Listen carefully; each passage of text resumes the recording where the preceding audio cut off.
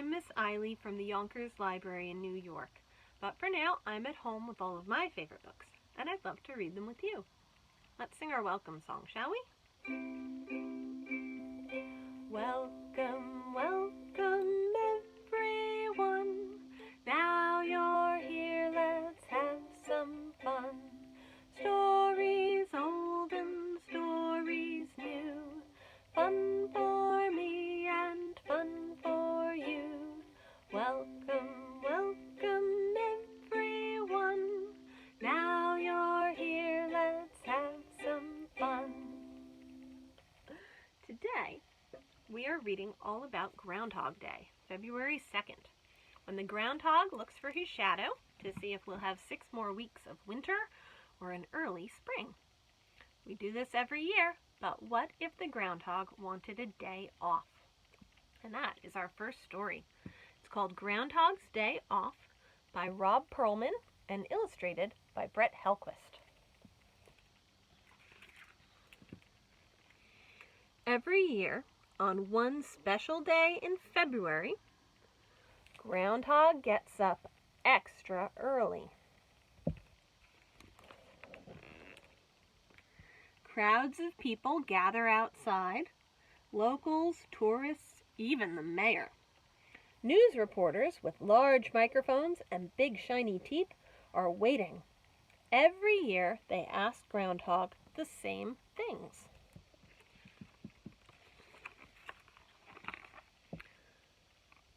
Are there going to be 6 more weeks of winter? Is spring around the corner? But the one thing they never ask the groundhog is about him. No, how are you feeling? No, have you seen any good movies lately? No, do you like mushrooms on your pizza? And not even, who does your fur? Groundhog has more to offer than the forecast, but that's what happens year after year. Well, not this year. Look, he wrote a letter. Dear people, I am a groundhog with feelings and things to say, but all you care about is the weather. So this year I'm going on vacation. You'll have to find someone new. Sincerely, Groundhog. P.S. I'm taking my shadow with me.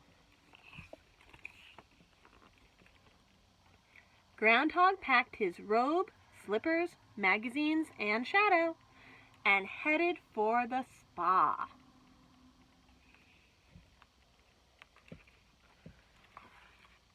The townspeople didn't know what to do. The mayor thought long and hard and finally announced, "We'll hold auditions for a new groundhog." Lots of animals wanted to try out for the role.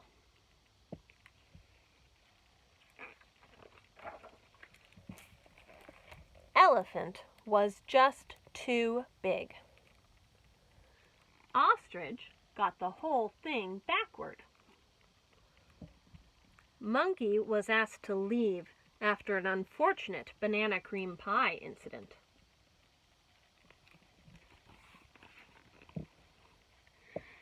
Bats, owls, moles, and possum schedules didn't work out. They can't get up early. Poor Puppy suffered from stage fright. And Sheldon, well, his shadow just wouldn't behave. "This is terrible," the mayor cried. "There's only one animal right for this job."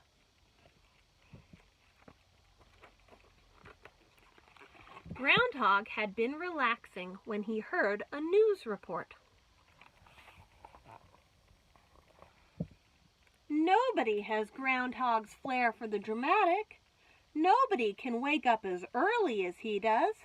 No one, the mayor said, pausing, is as special as Groundhog.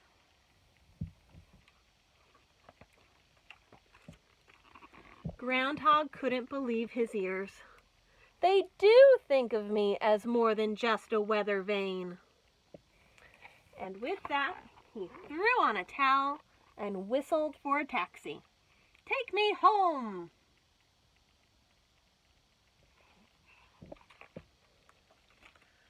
Groundhog tunneled under the stage and popped out of the hole. Ta-da! The audience stood and cheered. The reporters asked Groundhog all the questions he had always hoped they would ask. "Where did you go on vacation? Which team are you rooting for in the playoffs? Do you prefer chunky or smooth peanut butter? Is that your real fur? Will you do this for real tomorrow?" Groundhog stopped signing autographs. "Tomorrow," he said. The reporters nodded. "Tomorrow is Groundhog Day. You came back just in time." "Well then, no time to talk. I have to go to bed early." The next morning, Groundhog woke up extra early. He poured himself a cup of warm mint tea and peeked out of his hole. And this time, the reporters asked him about much more than the weather. "What would we do without you?"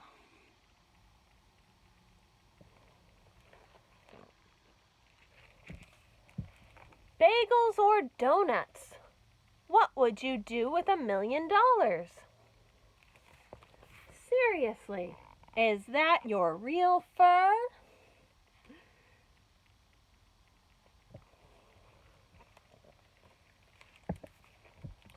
"You like me, you really like me," Groundhog said with a huge smile. He finally felt like everyone cared about him. He was very happy. That is, until he climbed back down into his hole, turned on the television, and saw that Bunny had hopped away. Auditions would be held in the spring. Uh-oh. Who do you think quit next?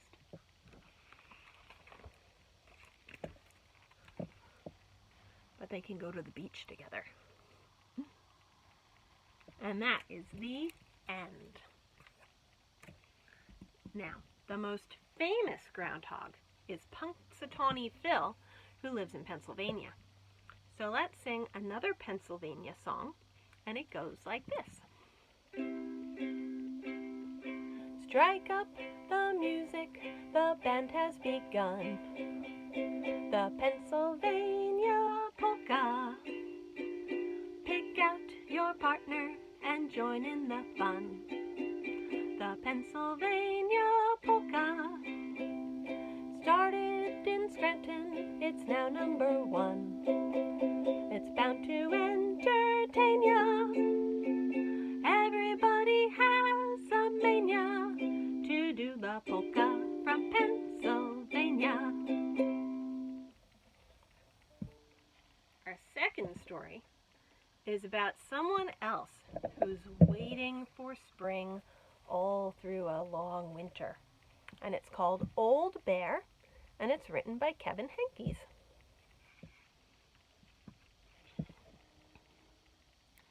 By the time Old Bear fell asleep for the winter, it was snowing hard.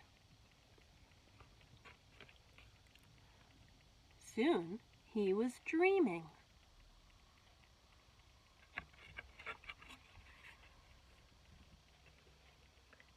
He dreamed that spring had come and he was a cub again. The flowers were as big as trees. He took a nap in a giant pink crocus.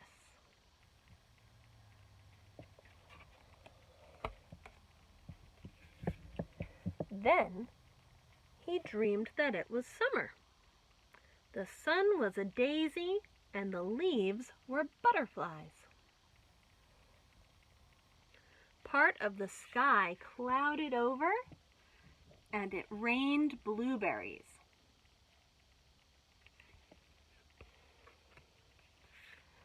Next, he dreamed of autumn. Everything was yellow and orange and brown, even the birds and the fish and the water.